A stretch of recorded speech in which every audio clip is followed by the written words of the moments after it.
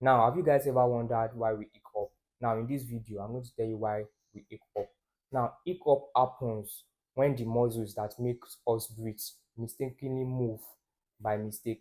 Now, when the muscles mistakenly move, it makes our throat to close suddenly, and that gives that hiccup sound.